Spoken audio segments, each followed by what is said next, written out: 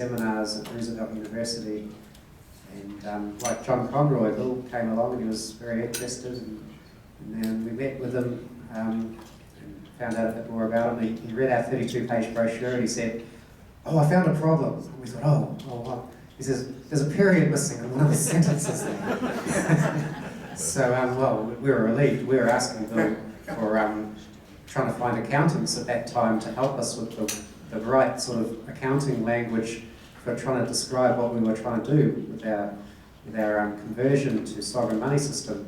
And he gave us some names, and we did follow that up, but the accountants reckoned that they couldn't help us, so we sort of, we found the right language through lawyers, and we're going to hopefully have a lawyer coming later on today, this evening, to talk about the legal aspects of cryptocurrencies. And so if accountants can't help you, maybe lawyers can, so that's just a tip there. So without further ado, please give a warm welcome to Bill Bergman, who's going to talk about Chicago's finances.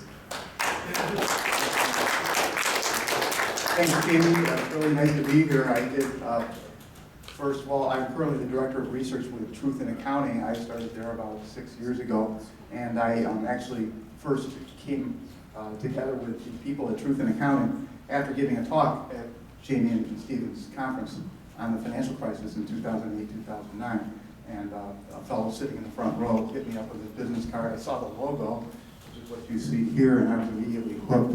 I care about trying to find the truth. What is the truth in accounting? And I like to think about it as not necessarily just a fact, but a searching, a seeking, not necessarily a fact that's out there, and it's a process. Longer story short, I'm thinking about some of the topics you were talking about. I'm going to overlap a couple of them with our area of the woods. We do our best to try to understand government finances and explain them to people, the average citizen. Where do you get the information? How do you read what you read? How are the numbers prepared? And the integrity of the accounting process, or lack thereof, in coming up with the numbers that are reported to the citizens about the finances for the city of Chicago, the state of Illinois, or the United States government. And as an example, we'll talk a little bit more about this shortly, but the city of Chicago claims to balance its budget according to state law. And every year it produces what it says is a balanced budget. How can you then explain the fact that Chicago's debt has gone like this? And whether or not the budget accounting is really truthful for the ability of the politicians to tell people that they balance the budget, but at the same time they spend more money than they take in every year. And the answer lies in the accounting processes. For the budget accounting, it's largely cash-based. It's not on an accrual basis functionally. That's the means to the end. But at the federal level, a related topic to some of the topics you guys were talking about, the federal government reports a balance sheet which has roughly $4 trillion in assets, and it reports liabilities of $24 trillion. 4 minus 24 gives you not a positive number, but a negative $20 trillion. Introducing the balance sheet, however, the government gives us the following comforting words to assuage our misgivings. They say that there are, however, other significant resources available to the government, capital G, beyond the assets presented in these balance sheets. They include the government's, capital G, possessive S, sovereign powers to tax and set monetary policy. In other words, maybe we don't have to worry about our government because the government can take our money away and inflate the value of our dollar and pay it off in cheaper dollars and reduce the value of our money. I'm going to assert, however, that in the United States of America, the government does not possess the sovereign power to tax as a unilateral reporting entity. And I'd like to hear your thoughts on this. Who possesses sovereignty in the United States of America? The people. Theory or fact? Let's try to get what should be the answer versus what is versus what should be the sovereign authority. I think you're right on the money, frankly. What you're It's not an easy answer. But, you know, in theory, who's sovereign? I mean, People. The people. we the people, that's what I thought. That's what they told me anyway. And now, in fact, is that not the truth? Unless we, you know, if it's our sovereignty, maybe we should do a better job of trying to understand and retain it where it belongs. So let's now look at the city of Chicago. Uh-oh. Maybe we won't.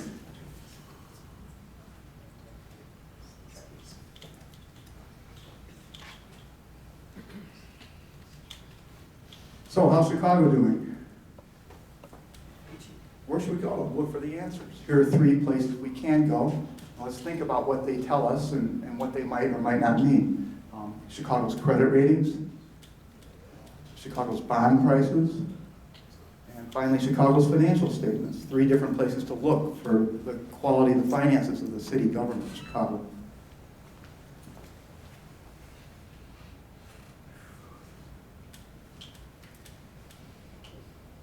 Chicago's credit ratings, what are they saying? Well, there's more than one of them. It depends on which credit rating firm you talk to. You have an idea? I'm sorry, did you? No? Okay. On average, though, the 4 ratings that are out there are borderline junk. Junk referring to non-investment grade, traditionally the language. Anything below a triple B is called a junk bond. Chicago's right on the cusp of being a junk bond, according to the ratings. However, Chicago does issue some bonds that are now pledged to get first dibs to revenue, for instance, for sales taxes, which are very safe bonds, and they have a AAA rating. But the general credit quality of the city of Chicago is very poor, according to that rating, according to that metric.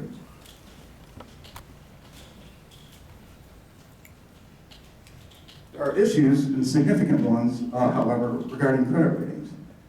Anybody see The Big Short? Yes. Fine movie, I'm afraid, sadly. Credit ratings, what are they? Well, they're focused on the bonds. They're rating the credit quality of the bond. And bondholders certainly matter, but bondholders are not the average citizen or the taxpayer. And that's what relates to the second point. Bonds are issued by sovereign credits. I went to one credit rating agency's presentation a few months ago, and they said, you know, our general overview of the municipal bond market, what are the fundamental strengths of the municipal bond market? And first and foremost, they say the power to tax that sovereign credits have is something that corporations don't have that. And the power to tax is, you know, it's more forceful than depending on customer revenue, which is a good thing for the bondholders. If that's true, however, is that necessarily a good thing for the average tax-paying Joe and Jane? And so therefore, maybe the credit rating isn't necessarily a good metric for what the average taxpayer and citizen has to face. Another thing about bonds is that, are they necessarily a good thing for your finances? What if they're a means for kicking the can down the road and spending more money than you take in taxes? And for many years, the city of Chicago, the state of Illinois, and many other places have chosen to spend more money than they take in and borrow to make up the difference and move the cost of government services onto future generations in the interest of short-term political success. Credit ratings, as The Big Short and other places have noted, that credit ratings can often lag, not lead, financial deterioration. And in fact, many academic studies suggest that they actually follow market prices. They don't really lead market prices, even though credit ratings are forward-looking. So therefore, maybe the credit rating isn't something you should look at. And in fact, they actually look like they lag. At Truth in Accounting, Sheila Weinberg developed this framework for the overall financials of state and local governments. And since 2009, she's been preparing her own version of the balance sheet. For decades, the governmental accounting standards allowed state and local governments to exclude pension and retiree health care promises from the balance sheet. And these massive debts were just out of the picture on the balance sheet. You had assets minus liabilities, net position looked positive, everything looked good, while they were distributing non-cash compensation in the form of deferred compensation in the pensions, and the real financial deterioration was significantly more than what we were told. Finally, in 2015, the chicken came home to roost on the balance sheet, and these numbers are massive in the case of Chicago, Illinois, and many other places. And how we're going to get out from behind the problem is not going to be easy. Our taxpayer burden tends to lead credit ratings, if not lag credit ratings, looking at least since 2009. Another issue with the credit ratings is that they don't do it out of the kindness of their heart. They're paid by the issue. And the question arises, if you're getting paid by someone, are you going to tell them they don't look so good? And the credit rating scales themselves reflect rate inflation. A bad credit rating is a B. And you know, an A is actually, you have, we also have double A's and triple A's. The credit rating scale all by itself shows rate inflation, I think. And we actually introduced, as opposed to our own measure of the per taxpayer burden in the city of Chicago, about $45,000. For the state of Illinois, it's about $50,000 per taxpayer. The amount of unfunded debt that those two government levels have. We also introduced grades, and we're grading states and cities A through F to do something really simple. And it's actually, it actually looks like it's pretty valid looking at what we look at. And Chicago and Illinois are both Fs on our metrics. Chicago is in among the second, in our framework, we believe Chicago, we rank the 75 largest cities in the United States, and Chicago ranks second to last to New York City. And that's actually, we don't go far enough. The city of Chicago's balance sheet now includes these pension obligations, but one thing it doesn't include is the Chicago public schools. They're not included in the overall financials reported by the city of Chicago. And in order to make that determination, the city claims that there's no financial dependency between the city of Chicago and the Chicago public schools, or vice versa. And whether or not that's true in reality or legally is another question.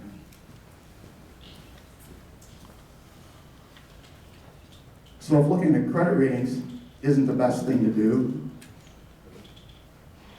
let's go look at the bond prices. Bond prices tend to lead, not lag, credit ratings.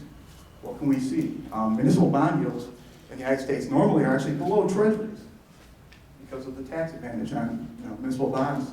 The income tax, the federal income tax, it doesn't apply to municipal bond interest. So traditionally, municipal bond yields are below treasuries, even though the treasury has a better credit rating than the municipal bonds. That's not the case in Chicago. Chicago bonds are yielding significantly higher interest rates than the Treasury Department and many other municipalities. However, even looking at the bond prices can be a problem. First of all, the market isn't always right, but one thing that could be part of the problem here is the moral hazard associated with the possibility of any bailouts for the city of Chicago directly or indirectly from the federal government or from the state of Illinois. Although the state of Illinois is going to be hard to be a good source of funding for any bailouts.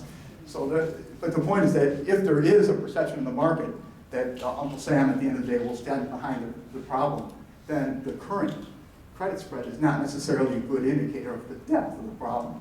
It could be worse than what the interest rates are telling us. And the other, again, the credit quality, to the extent, even if it is real credit quality, it depends on the taxpayer and the forced taking of money from taxpayers. And is that necessarily, if the credit quality is good, it's not necessarily good for taxpayers if they have to fork it over to make the credit quality good. So the bond prices may not be the right place to look either.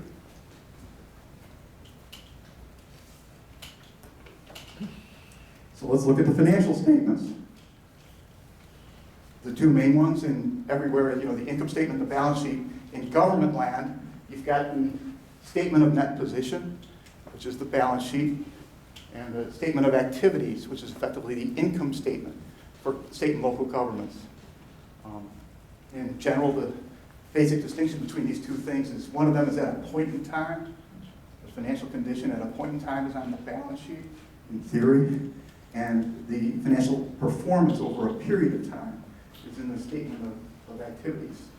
Some background for thinking about the two main statements that we're going to look at here briefly. I got to introduce another topic, though. this point in time stuff gets pretty funky in a world where we have historical costs for assets and those pension obligations depend critically on estimates and discount rates, discounting future cash flows to present values today, which gets you to the point in time. Trouble is, you're looking out into the future, which is something humans aren't perfect at. And the ambiguity associated with coming up with the right discount rate, the debates over the right discount rate, lead to wildly different numbers for the present value of these obligations. The sensitivity of those obligations. The city, we take the city and the state's discount rates at face value. We don't alter them. Many people think that they're using arbitrarily high discount rates, which lead to arbitrarily low present values for these liabilities. Trouble is, if you use a risk-free rate, which many financial economists believe is the right rate to use, you see, as bad as these numbers are, they could be much worse than they're currently reported.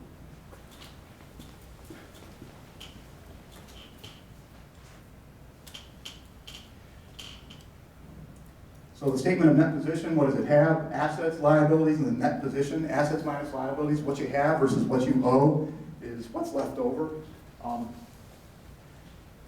You can also think of an asset as a probable future economic benefit versus a liability as a probable future sacrifice of economic benefits.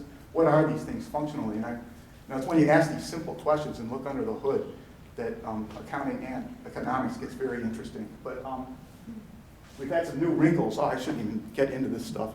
There's these wild new accounts, deferred inflows and deferred outflows of resources. That, what does a deferred outflow of resource sound like to you? Is that a good thing or a bad thing? Bad thing. That's what it sounds like. Guess where it is on the balance sheet? It's with the assets. And among other things, right now, if the market fell 50% and stayed there for a year or two, which isn't impossible, the accounting rules now, the new ones, allow the state and local governments and the pension plans to defer recognition of that one-time drop in the value of the assets and smooth it in effectively over time using these deferred outflows of resources.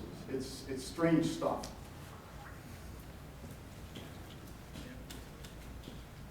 The net position has two big things in it. The restricted net position, which are restricted net assets effectively that are restricted by law or contract for specific uses, and unrestricted net position, which is the closest thing we have to a form of shareholder equity, but not shareholder equity, really citizen and taxpayer equity in this enterprise.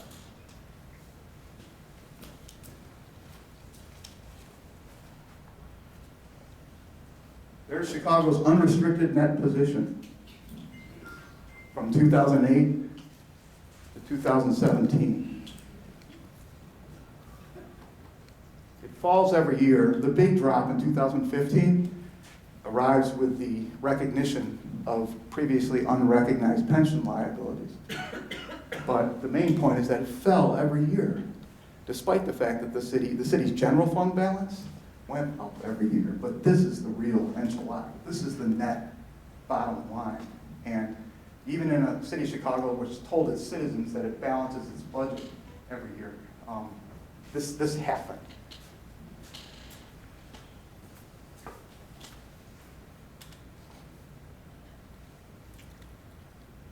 Next year, another whammy is coming when the retiree health care, which is almost as big as pension, arrives on the balance sheet. So let's look at let's go to the statement of activities and take a look at what all revenue less all expenses for the city of Chicago looks like. It doesn't want to stay on that slide. This number here is negative. It's in the red every year with a big drop in 2015. Again, they also, at the same time they recognize these new big pension liabilities, they changed the assumptions, which helped the city catch up to the fact that it was underestimating the cost of the pension plans and took a bath in 2015. But the basic point here again is that the city's bottom line has been negative every year that it claimed to balance the budget.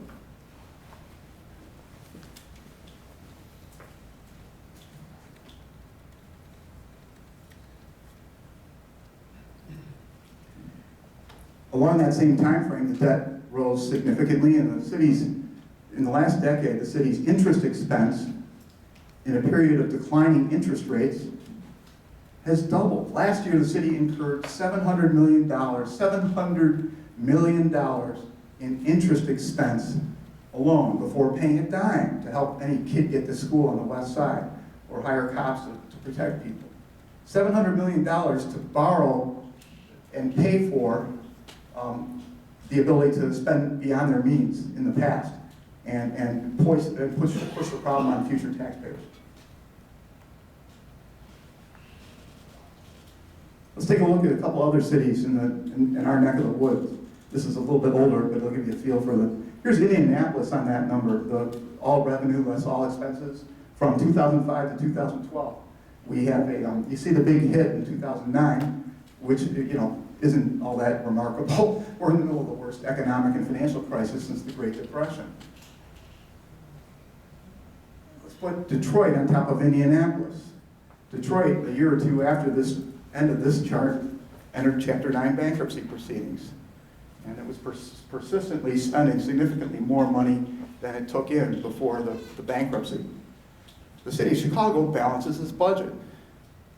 It's not Detroit. It can't look worse than Detroit, can it?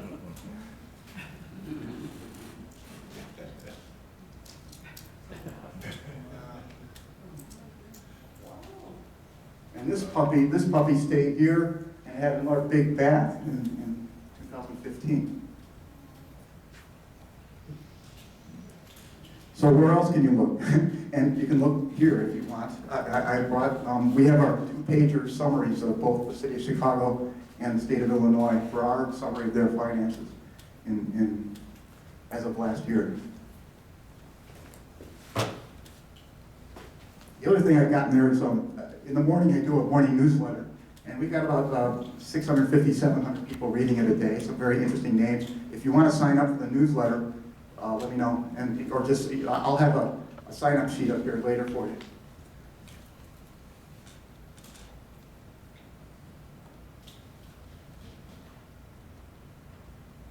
So if things aren't good, sadly, however, they may not necessarily, the crisis may get even worse. And that's because, the deterioration of Chicago's financial condition in the last decade arrived despite the massive recovery in the financial markets and the economy. And if we get a problem, including higher interest rates and lower stock prices for an extended period of time, it could be even worse. And that's where things get, I think, compelling, if not motivating now. Ed Kane is one of my all-time favorite finance professors at Boston College. Ed coined the term zombie bank back in the S&L crisis. This is the guy that came up with this term. The idea is that in a failed situation, an insolvent bank that's allowed to stay open with fake accounting has an incentive to swing for the fences. Because if the taxpayer's behind the 8 ball, you take as much risk as you can. You go to Vegas. And in fact, Ed thinks that trebled the cost of the S&L crisis for U.S. taxpayers. And that kind of incentive could very well be under the system right now in the pension plans, especially the Chicago and the teachers plan for the state of Illinois. And those pension plans are at least 66 to 70% invested in riskier stuff. Equities, private equity, real estate. They're not in treasuries. I went to the public library here in Chicago about 3 days ago and took a look at this. The pension plans from 1970 and 1985, they were all in treasuries. They weren't taking risks. And now they're in very risky situations. And what Ed recommended, and in fact, in theory, our banking system and our banking regulators, however, sincerely, they tout this concept called prompt corrective action. As soon as a failing entity gets to this point, it's important to get in there and resolve this thing as soon as possible in order to keep the zombies from gambling and possibly raising the cost of the problem. I'm afraid that's why some people think that actually bankruptcy is the best outcome right now in Chicago and Illinois. Go ahead. So there's a lot of stakeholders in Chicago. They own the Sears Tower, etc. Would it really be, you just made the statement of bankruptcy would be the best option. Judges have override powers in bankruptcies. Do you really think that Chicago is small enough to fail and be in a bankruptcy? Small enough, or maybe too big, you're saying? Well, there's the too big to fail would be the opposite. They'd save it, somehow the stakeholders would get involved. What about, is it small enough to fail? There's a lot of stakeholders involved. It wouldn't let them It certainly would be a difficult political process. That's either way, without or with the bankruptcy. But with bankruptcy, you have the power of force and the power of getting in there and resolving the situation before it threatens us even more.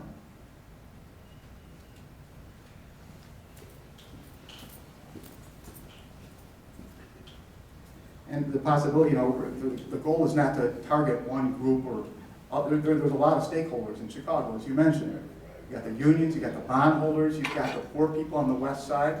One thing that the website, we've got a website called State Data Lab. It's got about 400 variables, including the delivery of social services to poor people. You can see the impact. States and cities that are in bad shape are doing the deterioration and or doing a much worse job in delivering social services for poor people through Medicaid or through the nonprofits that contract with state and local governments to provide social services. And it's in those, the stressed areas like Chicago, like the state of Illinois, where the poor people are paying the price too. They're part of the equation as well.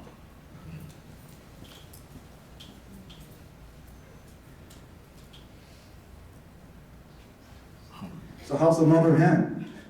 I mean, if in fact, is there a bailout coming from the United States government? And how's the mother hen doing?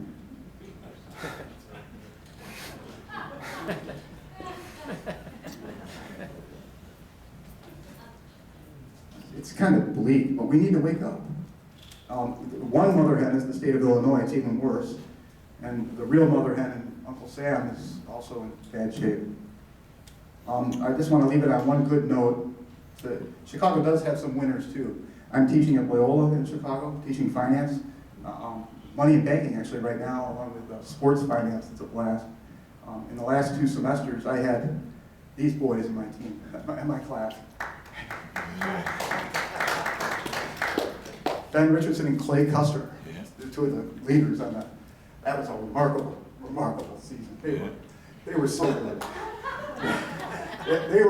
It was the selflessness, the team play, the passing, the defense. Those guys played basketball like you're supposed to play it. So there's not just, Chicago has winners as well. Hopefully we have a chance to dig our way out of this. Thank you very much.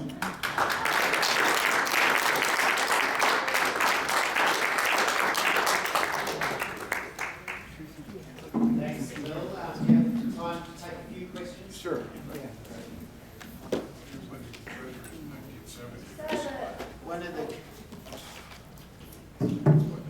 One of the quick thoughts I had was, since we're all familiar with MMT, modern monetary theory, and they don't have a problem with government deficits, we could call them just like we would call the Ghostbusters, and get them in to solve the problem.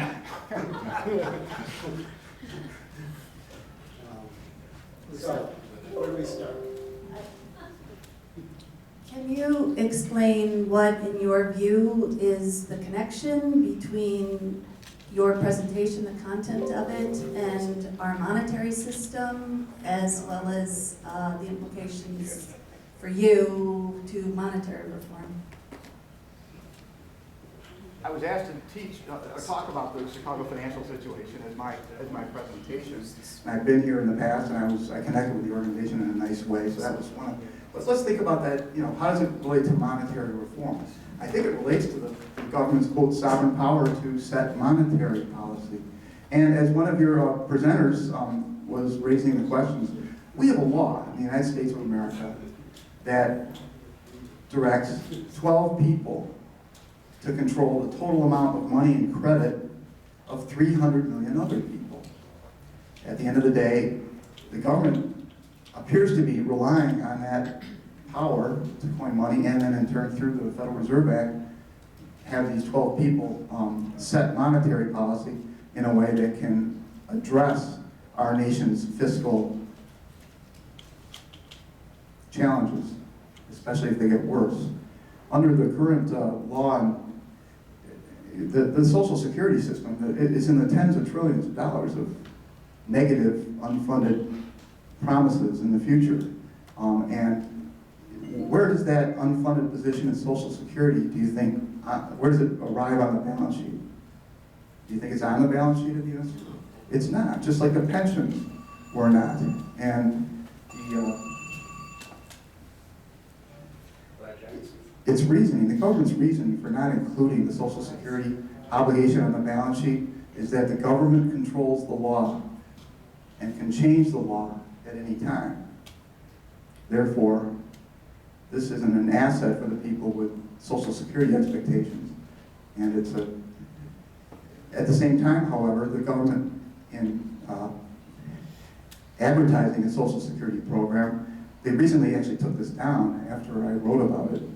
They had a message on their Social Security website that said that they had a young guy looking off into the future over a lake with sunglasses, and it said, set yourself free. Open a My Social Security account today and rest easy knowing that you're in control of your future. At the same time, that it's not a liability because the government says it controls the law and can change the law at any time. And I wrote this up, and that phrasing is no longer on the website. So to answer your question, I think the intersection lies in the government's sovereign authority to coin money and regulate the value thereof and set monetary policy as a means of addressing fiscal problems. That's the overlay. The fiscal gap today, federal, is about 205 trillion. The fiscal gap that he's referring to, that's a means or a way of trying to understand what combination of tax increases and spending cuts are needed today to keep the debt to GDP ratio from rising in the future. That's how the fiscal gap is constructed. It's a massive number. And what it would do to the economy, addressing it right away, is not good. Go ahead. Joe. Oh, okay.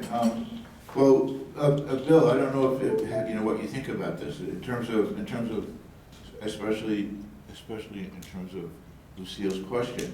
But relating monetary policy, federal to state, situations. So, one of the, to me, great provisions of the NEED Act is revenue sharing in terms of money creation with the states.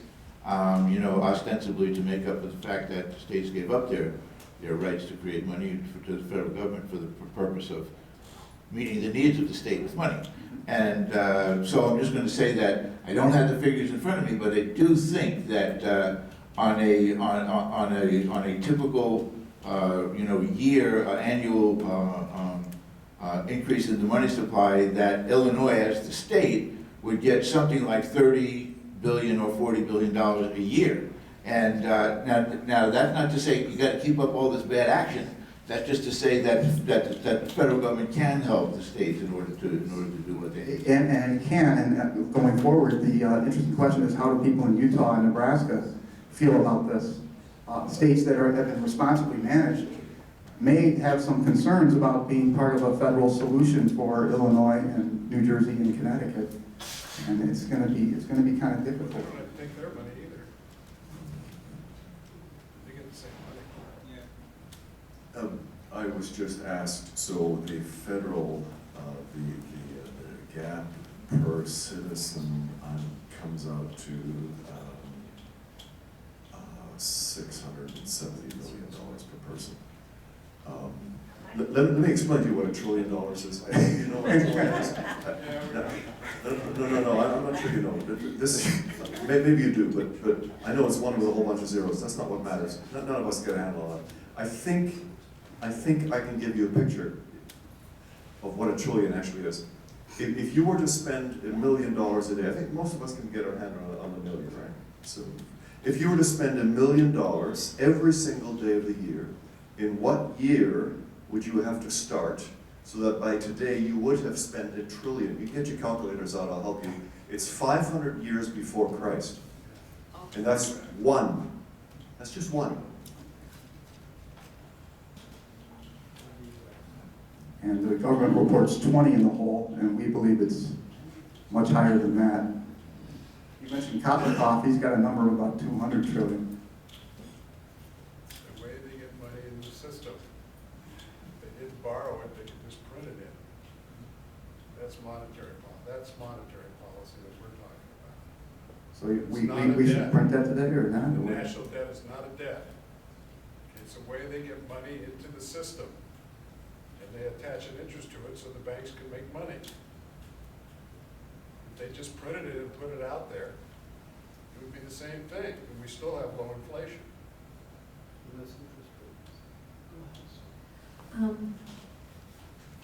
I'm really glad that your expertise as an accountant. So what I want to know is the accounting that the public is given from the Federal Reserve and the Treasury. In your experience, is that reliable? Oh. I'll give you a story, at least in one respect on that score. I worked at the Federal Reserve for 13 years as an economist and a policy analyst. And in the late 1990s, leading up to the Gramm-Leach-Bliley legislation, the Federal Reserve was making claims in support of its position that the Federal Reserve should be at the top of the regulatory apparatus for these new financial services holding companies, that access to FedWire, the Federal Reserve's wire transfer system for the banks, which moves over $1 trillion a day in between the banks, access to the system was a source of subsidy for banks with access to it. And if you look at it, it sure looks like it's a subsidy. The Federal Reserve guarantees every payment, even if the sending bank didn't have the money on the books of the central bank at the time it sends the payment. Those are daylight overdrafts. And they were priced like this compared to market interest rates. It looks like a subsidy. Trouble is, every year since 1980, the Federal Reserve produced accounting statements for FedWire with revenues, expenses, what's left over, and the Fed reported that it recovered 101.1% of its costs every year because the Monetary Control Act passed in 1980 directed the Federal Reserve to fully recover all direct and indirect costs of providing FedWire. And the question arises, and then the Fed said, no, FedWire, so we were talking on both sides of our mouth. We were saying, on the one hand, it's not a subsidy, and we're saying, on the other hand, it was a subsidy. And I wrote a longish paper, legal, accounting, and financial, analyzing this, and I was invited to present it in Washington by a significant attorney with significant government experience. And that was the beginning of the end for me at the Fed. You can't do this. You're calling the chairman a two-talking criminal. I was threatened. You're out of here if you present this paper. And I went out. I said, okay, no, I'm going to respect my superiors. But at least I tried to do the right thing.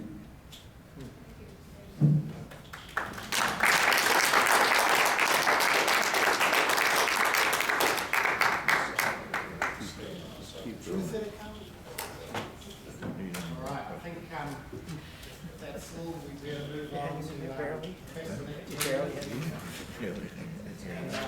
certainly every conference since 2005, so it really doesn't need much of an introduction. So, I'm an economist, and I tend to have wild thoughts. When I gave my first talk here in 2005, I tried to explain why, if you want to have a commodity money, the best thing you could have is BRIC certificates. People assumed I was joking. Turns out, this is the idea supported among others by Milton Friedman. It's the truth. If you want a commodity money system, you can't find anything that will be more stable than BRIC certificates. But that's not what I'm here to talk about today. That's just to give you an idea of the way I might be inclined to stretch your brain. So anyway,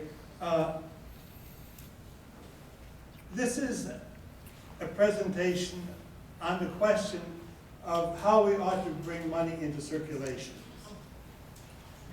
And first, the next slide I'm going to show you is the velocity of money. Now,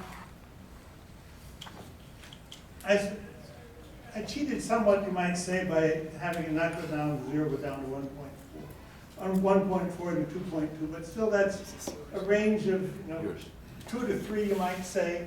There's quite a range in the velocity covers. And the importance of this idea of velocity goes up and down comes when you look at the quantity theory identity. Is this familiar to you? The amount of money times the velocity of money is equal to price level times the income. It's an identity. There's no question about it. And we want to have the price level stable and the level of output stable or growing at a steady rate, which means that if velocity goes down, the money supply has to go up correspondingly. If velocity goes up, the money supply has to go down, and you're going to have stability in the other two things. Now, so go back here. Oops. Again. Oops, sorry. So if velocity goes up by 20%, the money supply has to go down by 20%. If velocity goes down by 20%, the money supply has to go up by 20%. And sometimes it falls off a cliff, as in 2008-9. And that's what happened was, Lehman Brothers collapsed. People got scared. They wanted to hold more money in their pockets. And the only way we had of having people put more money in their pockets was to have banks make loans. And banks couldn't find anybody they wanted to lend money to. Now we got a little bit of stimulus out of the Obama gift of $500 to everybody or what it was, but we needed to give everybody $10,000 in order to keep spending going. And then we had to take it away from them again once they got the confidence back. That's tough to do. So,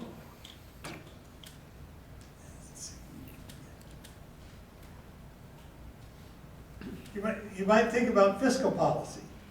Fiscal policy is you reduce the taxes or increase spending, put cash in people's pockets.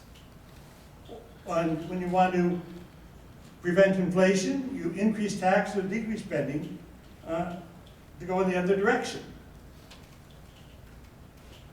But it takes a long time for Congress to do anything, and you can't count on Congress to increase taxes or to reduce spending when the economy requires it. And this is why economists have said for a long time that it's not a good idea to rely on fiscal policy. So I want to propose a fiscal policy substitute, a way of getting increases and decreases in the money supply to offset changes in velocity that would work. And I call it tax deferral loans. So these would be loans where you sign up for it if you want it, go to the local bank and you say, I'm in. And if you're in, then when we need to increase the money supply, your local bank puts money in your account as your Fed-sponsored loan. The bank doesn't need to come up with the money itself. It just says we have customers, these are what the loans are eligible for, put the money on our account.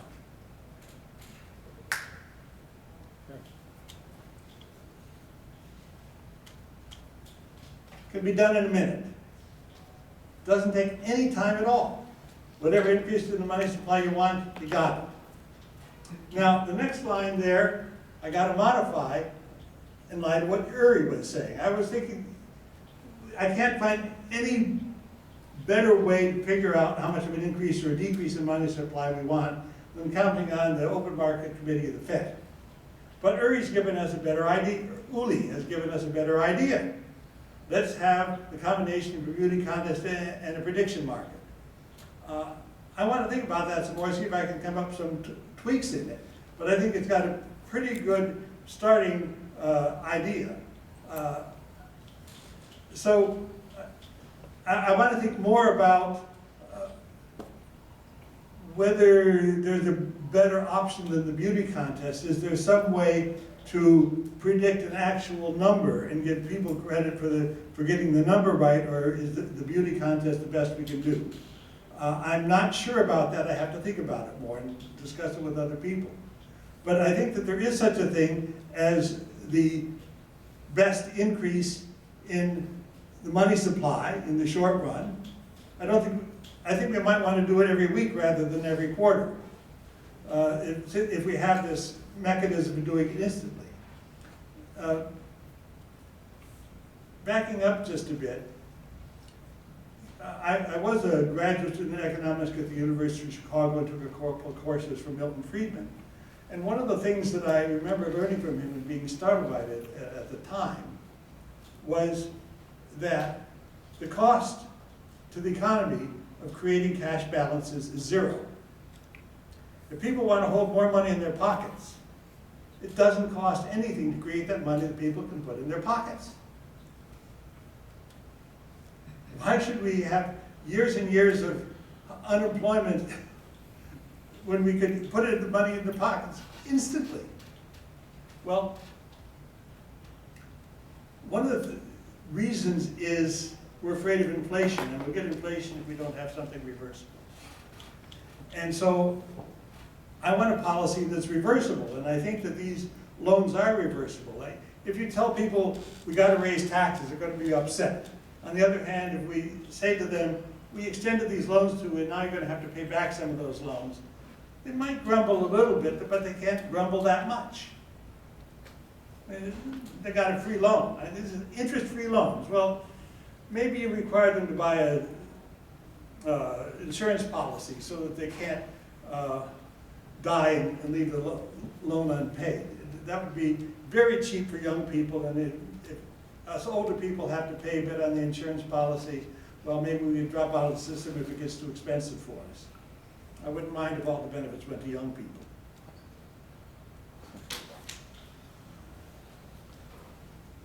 Well,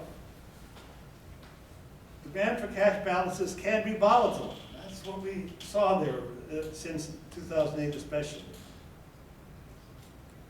It's important for the money creation process to be reversible. When money is created only by bank lending, there could be an enduring shortage of cash causing deflation and unemployment.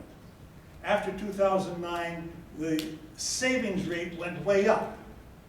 People were unemployed and they felt insecure. They wouldn't spend any money until they filled their pockets, and we had the recession.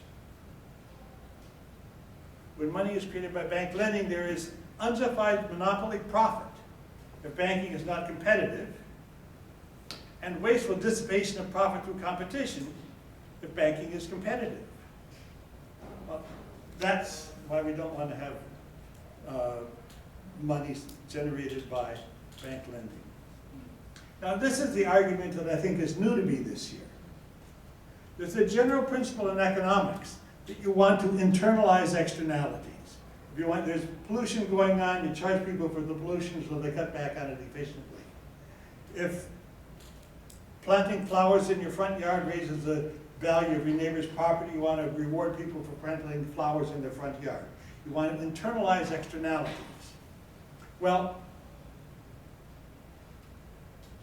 if people decide they want to have more cash in their pockets, and they're going to get more cash and put it in their pockets, that is a positive externality for the issuer of cash. Economic theory says you want to internalize externalities. That means you want to pay people who want to put cash in their pockets. Just give them the cash. That's required for economic efficiency.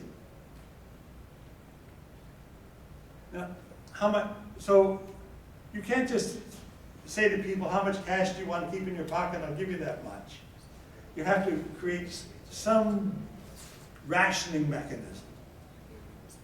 And so the rationing mechanism I propose is to put people in categories according to how much taxes they pay. So everybody who pays $15,000 a year in taxes, what on average is their demand for cash balances? That's what everybody with that level of taxes gets, and so on.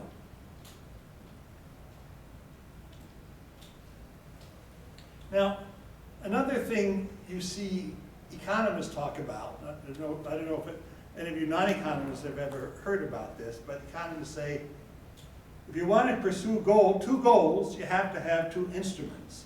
The main context in which this arises is you can't pursue both the goal of zero inflation and the goal of full employment if your only instrument is the interest rate.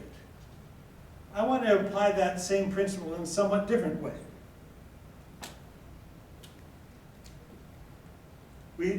There is a goal of stabilizing investment and a goal of stabilizing consumption. And there's some overlap between the instruments. But I think that controlling the interest rate is probably a good way of stabilizing investment. And I'm proposing that controlling the level of tax deferral loans is a good way of stabilizing consumption. You need more consumption, give people more money in their bank accounts. You need less consumption, require them to pay back some of the loans. So, let all taxpayers sign up with the local banks for tax deferral loans that would be funded by the Fed and require them to buy life insurance so they can't check out. Estimate demand for cash balance as a function of income taxes paid, decrease the loans to stabilize consumption. Gotta say, tax deferral loans don't help the poor because they don't pay much of anything in the way of income taxes, and they don't have much of anything in the way of cash balances. This is not a program to help the poor. I believe in helping the poor, but we got to do it by other mechanisms. We got to tax the rich. I would love to have a general wealth tax. I think wealth taxes make a lot more sense than income taxes.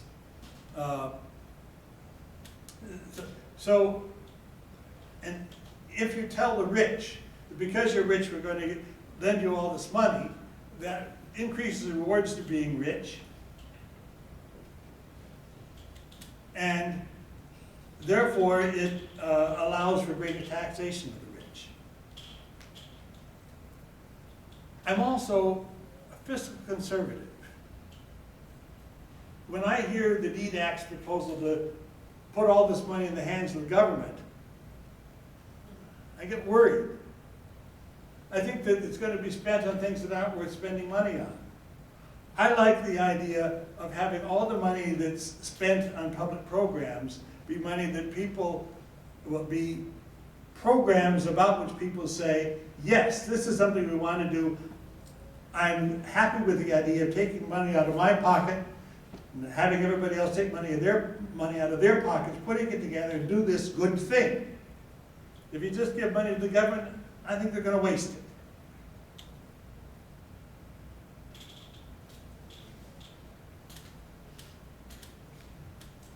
So,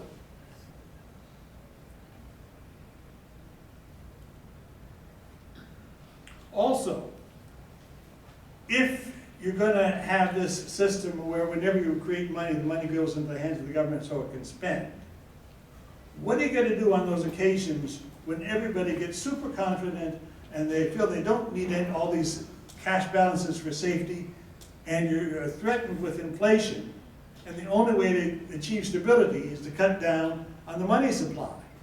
Are you really going to cut back in government spending just because the economy requires it? I don't think you can plan on doing that. And that's another reason why I think it's a good idea to create money by lending it to people who you can then get it back from when you need to. So, my concluding restatement. Manage the money supply so as to stabilize consumption spending by increasing and decreasing interest-free loans for all taxpayers in proportion to average demand for cash balances at their level of taxes. Loans would be extended by local banks and financed by the Fed. Thank you.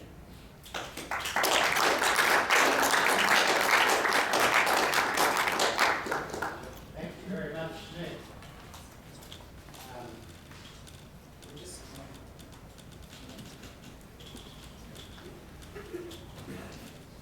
Thanks, Nick, that was very logical. So we'll just have a few burning questions, and then Nick's stay here so he can be on the panel at the end, because we've got a guest here who has to get away within a reasonable time. So we'll just take a few questions, and then I'll introduce the next speaker. And yeah, just a few while we get set up. Let me ask a question I think that's on a lot of people's minds. Those of you who want a sovereign